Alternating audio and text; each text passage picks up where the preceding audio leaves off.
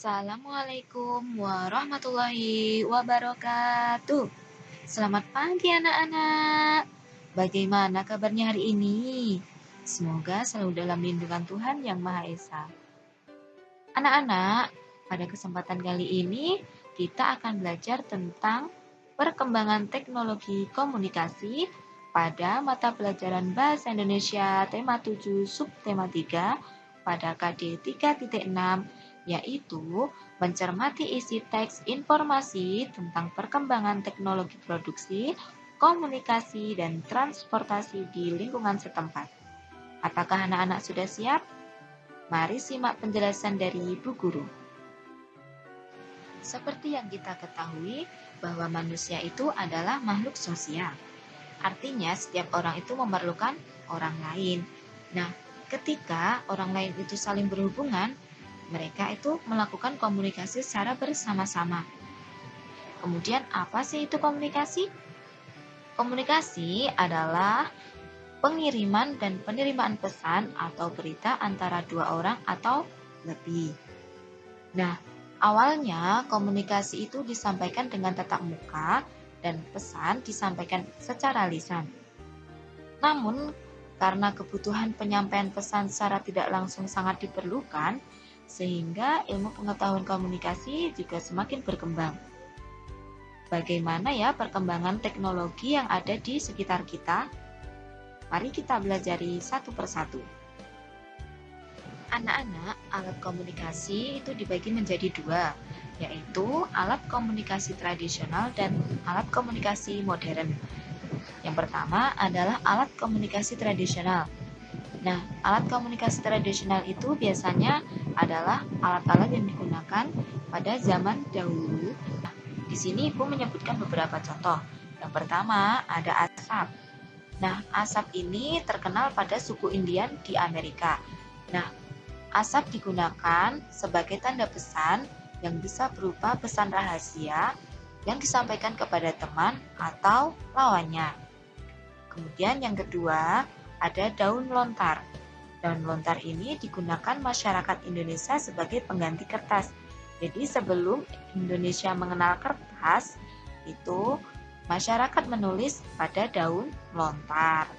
Kemudian yang ketiga ada prasasti, yaitu batu yang diukir berisi informasi yang dapat dimengerti pembaca yang biasanya ada pada kerajaan zaman dahulu. Nah, selain daun lontar, itu masyarakat menulis pada batu-batu. Kemudian yang keempat ada kentongan. Kentongan merupakan komunikasi massa yang digunakan sebagai pertanda bahaya, misalnya ketika rumah kemalingan atau adanya gempa bumi. Kentongan juga sebagai tanda untuk mengumpulkan orang serta mengingatkan waktu ibadah. Selain kentongan, bisa juga alat lain seperti gong dan lonceng. Alat komunikasi tradisional yang selanjutnya ada surat. Surat biasanya digunakan untuk mengirimkan kabar kepada kerabat dengan jarak jauh. Nah, untuk sampai kepada penerimanya biasanya memakan waktu 3 hari atau seminggu. Di amplop surat biasanya ada perangko. Nah, perangko ini sebagai bukti telah melakukan pembayaran jasa layanan pos. Selanjutnya, ada burung merpati.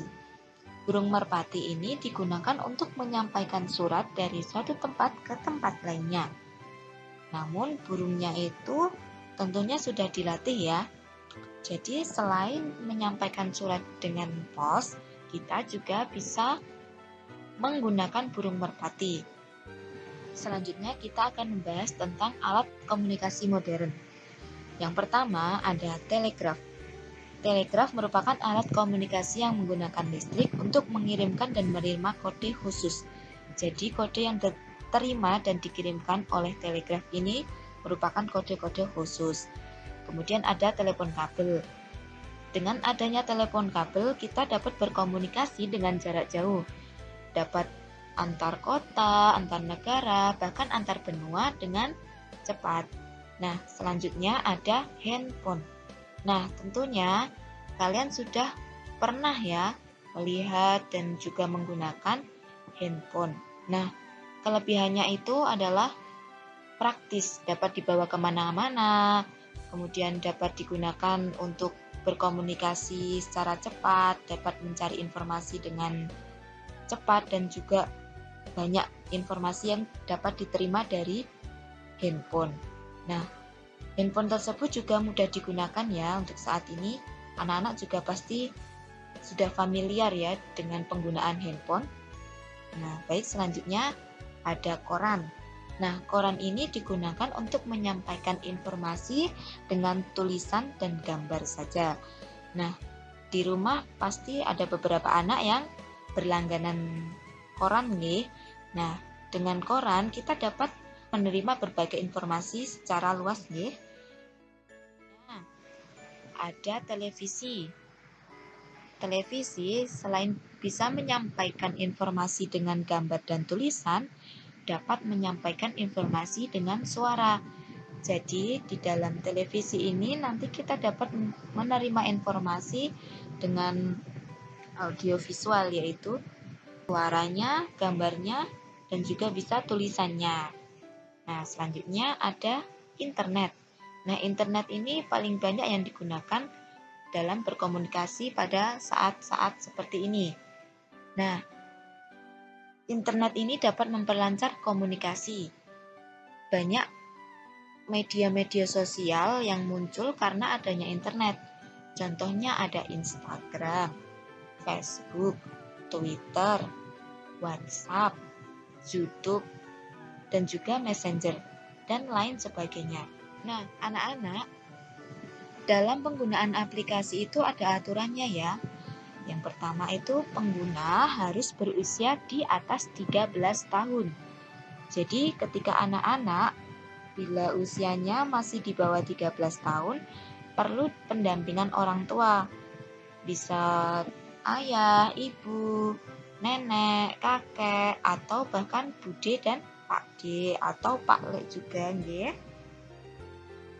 Selanjutnya ada manfaat teknologi komunikasi. Manfaat yang pertama adalah mempersingkat waktu dan biaya. Yang kedua, mempermudah penyampaian informasi.